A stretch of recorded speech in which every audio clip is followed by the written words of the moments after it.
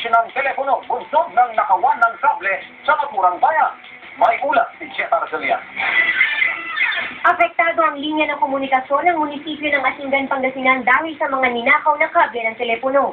Hindi makatawag ang mga empleyado dahil walang dial tone ng mga telepono. Hindi rin sila makasaliksik at makatanggap ng mga communication letter pagkat nawala rin ang linya ng internet. Bukod sa munisipyo, naperwisyo rin ang komunikasyon ng pamilihan at ang 5 barangay ng bayan.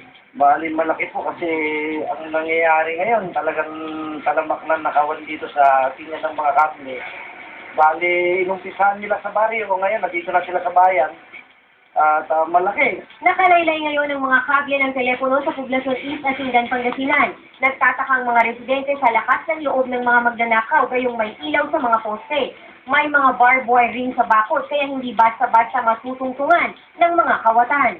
Sa impormasyon ng mga residente at ng otoridad, ang mga kable ng telepono na ibebenta ng 3,000 piso ang kada metro. Kaya naman kung titignan natin, mula sa isang poste hanggang sa susunod na poste, ang pagitan nito nasa 15 meters. Kaya kung sakwentahin, nasa 150,000 pesos din ang napismis na pera ng mga kawatan.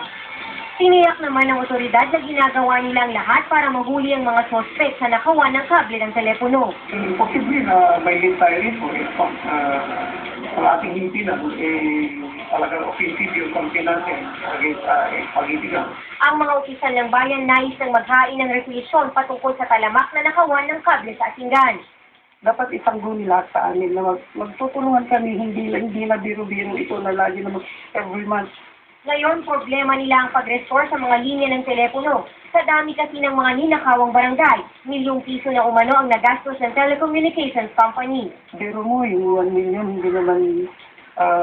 hindi masyadong malaki yun sa isang kampanya. Kawawa naman mag-restore ulit. Kaya yung ibang barangay hindi na nare-restore. Ako si Jetta Arcelia, naghahatid ng Balitang Amyanan.